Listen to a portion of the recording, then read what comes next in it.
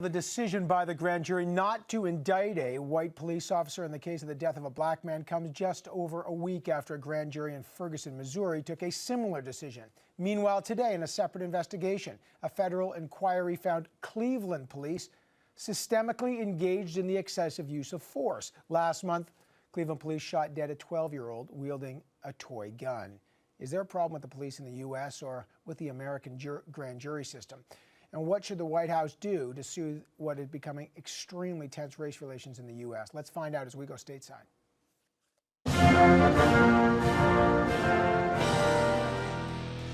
Joining me now from Washington, Danielle Moodie-Mills of the Center for American Progress. She's also the host of Politini Radio Show, and Horace Cooper, the National Center for Public Policy Research. Danielle, let me start with you. I mean, this is unbelievable to see this tape, and I'll show it again to folks because this has gone viral. Tash, just roll this tape so people can see what has caused so many race relation problems. I can't breathe. I can't breathe. What has the impact of this, Danielle, been in the U.S. tonight? The impact has been utter unrest that you have seen in marches and protests that have happened all across the country, not just in New York, where Eric Garner was killed, and not just in Ferguson, Missouri, where Michael Brown was killed. Americans want answers, and they want to know how two black men who were unarmed were killed by police officers who show really no remorse, because apologizing after the fact instead of recognizing your strength in the moment to take a life is unacceptable. Horace, Al Sharpton, the civil rights leader, said the grand jury system is broken. Some people say this is a racism endemic in police forces. What do you make of what's at play here? Well, it's not helpful at all to conflate these two separate events.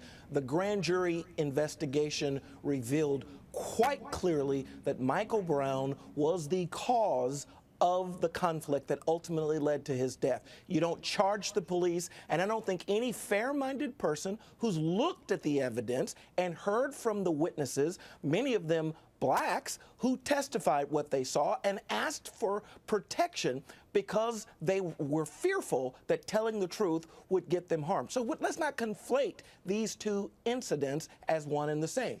There are separate issues here. We can conflate the issues because the fact of the matter is that two unarmed black men within months of each other have lost their lives. And that has nothing to do with whether with the facts or this, that, or the other thing. The fact is that because when unarmed men are walking down the street, teenagers, young boys, and they're not free to do that, that is problematic. And there's a problem with our system. The issue isn't about being free to do it. The issue is you don't go into a store and break the law at the store, and you don't charge, and you don't charge the police. That is an unproven fact that that was Michael Brown. I'll let you speak, Danielle. It's my turn. The chief has said that. Hang on, I can't hear you both. Horace, go ahead. In this particular case, what we see, according to the CDC, is 3 times as many police officer shootings of white Americans than black Americans. And of the 43 million black Americans in this country, fewer than 125 were shot. The real serious risk, if you're talking about death possibilities in this country, comes from the nearly 10,000 deaths that are occurring from black-on-black violence. If we were serious and concerned about young black men, all right, let's get Danielle in there. Danielle, your response to that. Horace is absolutely perpetuating stereotypes about black people and about black-on-black crime, which is at an all-time low. And let's be very clear about what is happening right now in America. There is a systemic problem within our police force that sees blackness on its face as a threat. Okay? There are no evidentiary within statistics that show this. Evan, within Ohio, where you brought up Tamir Rice, who was a 12-year-old boy on a playground, in a state which we call in the United States an open carry state, where in fact you can openly carry a weapon, had a toy and ended up shot dead because the officers saw a black boy waving around a gun on a playground. In an open carry state, which was a toy. Let me show you what the political reaction of this. Hillary Clinton spoke about this issue a few hours ago. She said, quote, African-American men are still more likely to be stopped and searched by police, charged with a crime, and serve longer prison terms. She hoped the country, quote, found a balance again. On the Republican side, Governor Chris Christie, New Jersey governor, he's in Canada today. He was in Alberta. This is what he said about the grand jury decision. You never know all the things that a grand jury knows unless you're in that grand jury and working with them. And so I'm not going to be in the position, given where I stand, in second guessing the work of the grand jury. Horace, what do you make of that? I mean, and again, let's talk about this specific issue, this chokehold that killed a man that we've all watched. What do you make of the political reaction? Okay. It is one thing to have a conversation about whether or not we should use the police department to enforce the tax laws that many progressives support imposing on people. That's one question. But let's deal with facts. The facts are that we're at a 45-year low in terms of the number of blacks being shot by police officers. It is false to say that we have a systemic problem, a significant problem, an ongoing problem. 3 times as many whites are killed by police officers. And when you count victimology testimonials as to who committed the crimes, those 3 times as many whites represent nearly 7 so times you're saying, the okay, odds. well, Danielle, when you hear Horace say this is not representative, the Ferguson case or what we've just seen in the Eric Garner case, what do you say? I would tell him to tell that to the tens of thousands of Americans, black, white, Latino, and Asian, that have been out in the streets protesting and asking for justice. I would tell him to tell that to Eric Garner's widow, to Michael Brown's mother, to Tamir Rice's parents. When you tell me, don't talk about statistics, let's talk about people. And the fact is that there have been too many young men, children, young women that are black that have lost their lives over the past 2 years at the hands of police officers or self-appointed vigilante.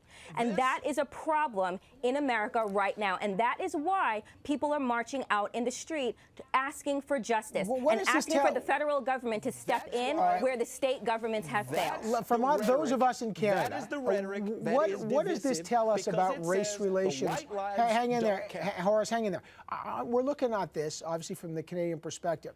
We're looking at Barack Obama, the first African-American president, and we are seeing these cases that many people are arguing race relations in the U.S. are deteriorating. Some say it's not true. Let me start with you, Danielle. Is this a sign that there are rising tensions and deteriorating race relations? I think what this is a sign of is something that has been very much underneath the surface and has bubbled up since the president has been elected, that there has been incredible pushback to his presidency, and you can see the signs from the Tea Party and from very right-wing conservatives with signs, calling for his death, with signs of him with bones through his noses and using very racialized rhetoric in order to get him out of office. And so I would say that, yes, racial tensions have arisen, but it's the fact that we believe that by electing a black man president, that somehow that made us a post-racial society, and in fact, it did not. Horace. Okay, here's the truth. The president promised that he would present us with a post-racial presidency. It wasn't American society that attributed that concept to him. Secondly, as I repeat, this rhetoric is the very thing that divides this country. You don't have to look back too far to remember Bush derangement syndrome, where people talked about murdering him, talked about in the most ghastly terms. That's some of the history and legacy of what it means to be president of the United States. Your political opponents use overly heated rhetoric. For this group to pretend that that is somehow race-based is the kind of thing that divides this country. Horace. You can see the pictures. You can Google the president's name, and you can see the protest signs. Name and see the pictures as well. That's the point. People want to pretend that we're seeing something new when in fact we're not seeing something Horace, new. you may say they've got it wrong, but what do these protests tell people? There's protests across the country. They've been going on for a month.